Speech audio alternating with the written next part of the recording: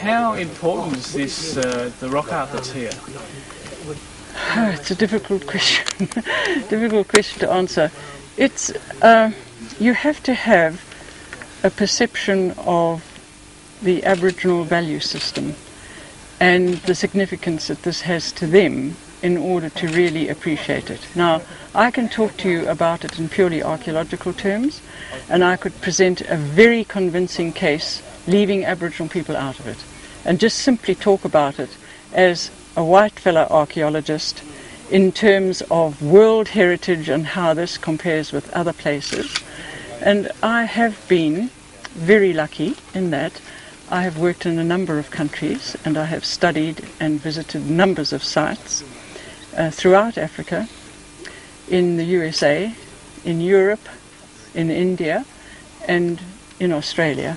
And I wouldn't like to say from the point of view of I'm not into making comparisons from quality and what's better than what, but from the point of view of sheer density of evidence and variety of evidence, this area here stands very high on the list of world rating. I mean, if this was in another country, it would be a top tourist destination. And there would be interpretative centres and guided tours, and I mean, it's just astounding to come to a valley like this, using this as an example. And there are hundreds of them throughout the Burrup and associated archipelago. And to think that there's just, and it adds to its charm, of course. Would you like to see those things, an interpretive centre here built? Well, I think it's got to come. I think it has to come eventually. I'm very pleased indeed that I had the opportunity to be here before all of that started. But the thing is that if you're going to look after things, they have to be managed. And as places become better known, I mean, it hurts me enormously, for instance, to see the areas where we turn the vehicles, park the vehicles on a campsite. I mean, this should never have happened. It shouldn't have been allowed to happen. It hurts me to see tracks all over the place. Wherever a four-wheel drive can go, there's a track. None of this was planned. None of it is monitored. Nobody looks to see what's happening to the area. Now, most people are responsible and appreciate what they're looking at, but all you need is one kid to come up and scribble his name or scratch his name, and you're wrecking the evidence. So from an archaeological perspective alone, it's very, very high on the world scale of value.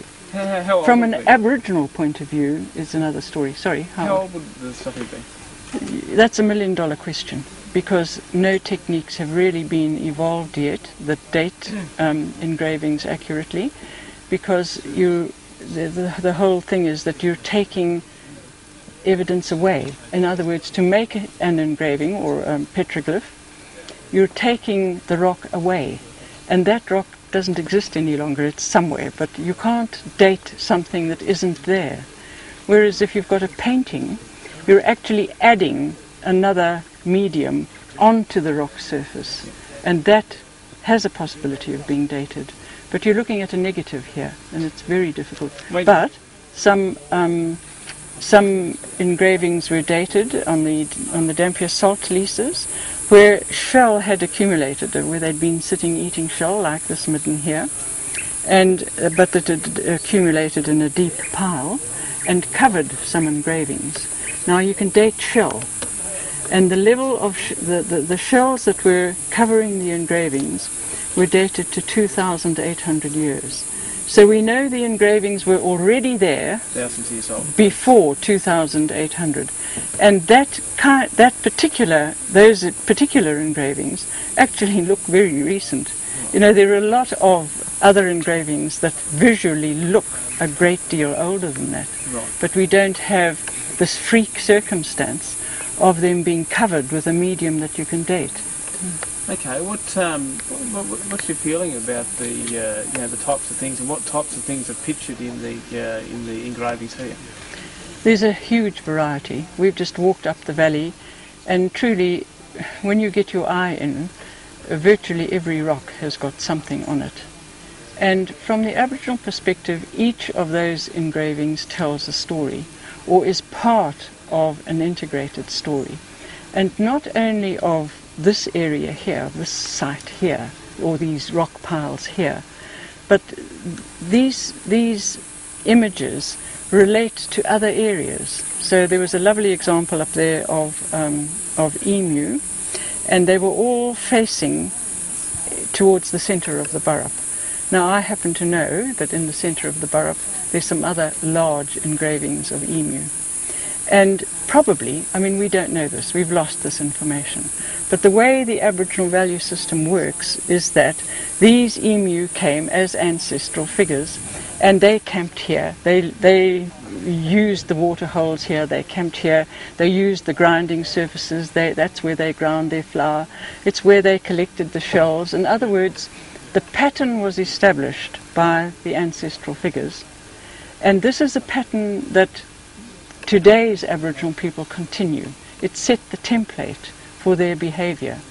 And so the story would be that these ancestral emu, which are associated with initiation, which are totemic figures and so on, they would have come from over there and then followed a route, and they're probably emu footprints. You could, if you knew where to look, you'd I'm only just using this as a hypothetical example.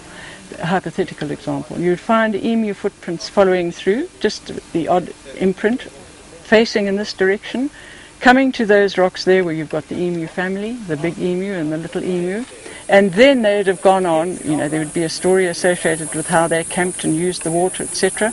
And then they would have moved on to the centre of the Burrup, and there they camped again, and so there you have the images again. In other words, the Aboriginal people are connecting up a whole series of places, and the stories are all interlinked, and they're all meaningful to the present. In other words, it's the past being brought right into the present.